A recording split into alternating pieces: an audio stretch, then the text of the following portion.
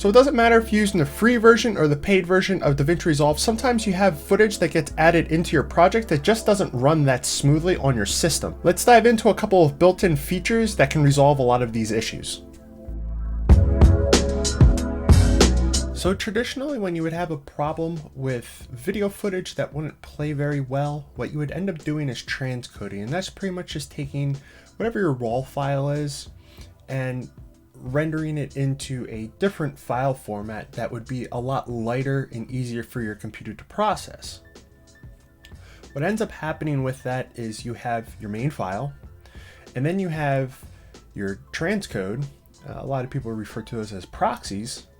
And what you have to do is you bring in the proxy and you cut, on your edit page, you cut up with your proxy, and then you have to make sure when you go to render that you relink the primary footage in there. And sometimes there's some situations, depending on how you do the transcoding, where it'll be off sync with the audio, or there might be too many frames and you'll have these weird problems, or linking won't be done correctly because file structures got changed or something of that nature. So a little while ago, a lot of the companies in this space ended up making these automatic ways to kind of do everything behind the scenes, and the program does it on its own. The only downside to this is if you have to go into other programs, a lot of the time it's difficult to get whatever that new version is that's a lot lighter weight. So that's why people still do the transcoding. DaVinci Resolve does do the transcoding. You do have the ability to do that, but that's not what we're going to be diving in today. If that's something that is of interest, enough people want to do that, I can make a video on how to do that as well. Today we're just going to be doing optimized media. So in DaVinci, I'm just going to bring in some footage here. So here we go.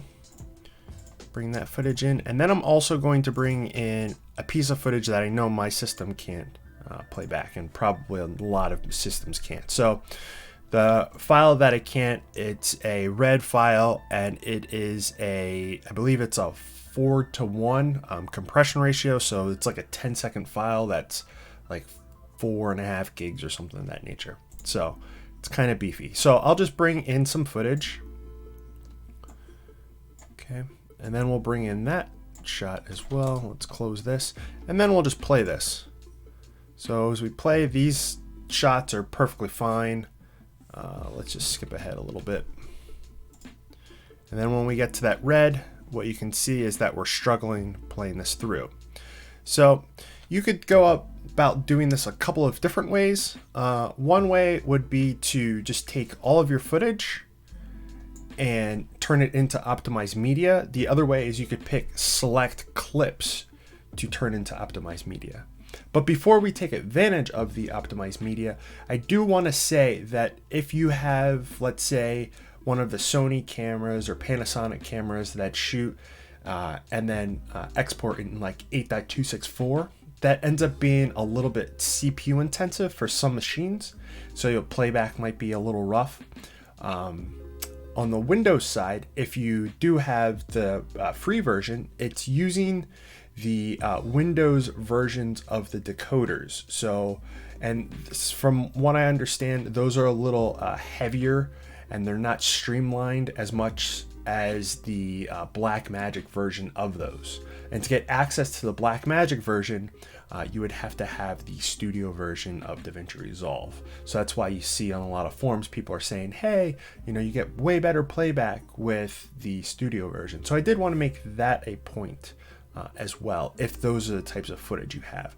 So in this case, I actually have a piece of red footage, and this is just more or less just because of the size of it. It's an 8K file, a 4:1 compression, so almost not much compression there. So we have a really high data rates. The system I have when it comes to storage, this is through InfiniBand, so I don't have to worry about any overhead with network performance or anything like that, but we're still having the issue. So let's get back onto topic. The first thing before we actually make this into optimized media is we want to come up to DaVinci Resolve, and we're going to go into preferences. one thing you want to go into is this media storage, and you want to make sure that the drive that is your top drive in here is that it's quick. Now there's a lot of people that are getting like NVMe drives right now. Unless you're willing to spend an arm and a leg, your NVMe drive is probably going to be on the smaller side, and that normally isn't that great, because if you have a lot of footage, those are going to fill up really quickly. So having just a SSD would be perfectly fine. If you don't have an SSD, I can show you ways to also reduce the data rate low enough that spinning disks aren't that big of a issue either.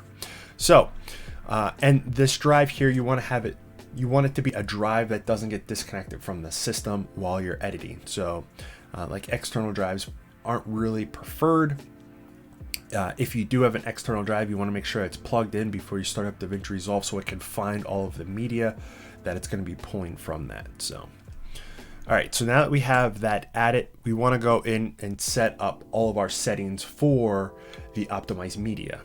So we're going to come down to the gear, and then in the master settings, you're just going to scroll down, and then down in here, we're going to be setting up. I think it starts off as auto, and then this is just HQX, I believe. If you're on Mac, you're going to have a couple of different formats here that you can pick from. If you're on Windows, you'll have what I have here. So the first one is obviously your resolution. So this is going to say, when we do the optimized media, how do you want to reduce the resolution if you want to? So as I was saying with spinning disks, if you don't want the data rate to be really high, you could obviously bring down the resolution. So in this case, I'm just going to do a quarter because I do have like 8K, and then this is 4K. And I believe right now we're on a 1080 timeline, although you can change that. And then we also have the format. So what I like to tell people to do is just get on the lower end for the bit rate. You have to remember that this is just going to be on the edit page. So while you're editing, this isn't going to go onto the Fusion page or the color page. And the reason why it's not going to go over to those is because you normally want to be pulling from the source. You know, if you're doing something in Fusion and you're doing some type of VFX, you don't want to have, you know, a really small resolution. You normally want to get as big as a resolution as you possibly can. In the same way on the color page, so I have like the raw, you want to have those raw settings and be able to do those. And if you were to do like the transcoding and you would bring it in, you wouldn't have access to that kind of stuff until you relinked everything. So that's kind of why this is good. But when I'm saying that in here is because you can get a really low bit rate, and then you can do a really small resolution to make the overall size of the file really small. And that is only going to affect your while you're editing. So it could look like while you're editing, but then when you go to render out, it's going to look at those original files and not these files. These are just to speed up editing. So I'm just going to go to LB for low bitrate. If you're on Mac, you will have ProRes, and you can do like LT. That's the light version of ProRes. The Cineform, I believe that they are GPU accelerated. I'm not 100% on that, but I think they are. But for now, I'm just going to do LB. And then down here, these should be pointing to that initial drive that you had set up when we were in the preferences. So you just hit save. And now when I'm going through here, this shot plays perfectly fine. This shot plays perfectly fine. But if you, let's say all of your shots weren't playing good at all, right? You could just come over here and take all of these and then go to right click, generate optimized media. If there were shots in here that you didn't want to wait for the optimized media to get rendered out, let's say you put it on the timeline. So like this shot here, out of all of these, this one here is the only one that I really need to get optimized media for because it's not playing very well. So it really depends on your use case. Like, why do you need optimized media? Is it just a couple of random files that you have, or is it all of your files? You know, you would kind of have to figure out from there, but it's only this one for me. So what I can do is I can just right click on this one and then go to generate optimized media. And what this is going to do is I'm going to let it go, is it's going to look at the original file and then it's going to render out based on the settings that I had selected previously. And then in the background, it's going to have access to the original file, and it's going to have access to the optimized media file. And while I'm on the edit page, it's just going to be pulling from the optimized media file whenever I'm editing or moving it around. Whenever it has to read that file, it's just going to be pulling from this really quick, lightweight file. And even though that it's reduced in quality or whatever, it's perfectly fine, because when I go to the other pages, so when I go to the color page and I want to have those raw options, it still knows that it's a raw file.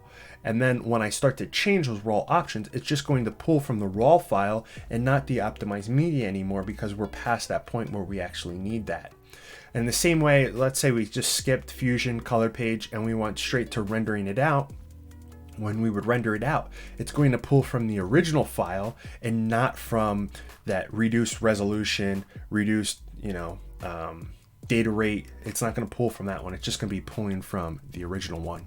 Now this file, it's only a 10-second clip, but it's a very large, very complex 4:1. No one really shoots that when they have red cameras anyways. But so now if I would play this, what I meant to say by that is if I would take one of these other ones, let's just make optimized media here, it's going to go significantly quicker. Boom, that one's already done. So just because that one clip, I had to find something that I could show that my machine was struggling. But it's okay, so that one plays perfectly fine. We knew that already. But now let's come into here and play this one. As you can see, this is now playing perfectly fine. It's reduced. Now, before this was 8K shot, right now you're looking at 1080, but it was reduced by a quarter, so it's still perfectly fine. But it's playing through, and as you can see here, good point, this was only a 4K and we reduced it by a quarter, so you can see that the quality in here is kind of but it doesn't matter because I'm just editing. So that's something to keep in mind. Let's say you were to have a reference monitor and you had like a client monitor as well, and you wanted it to look good.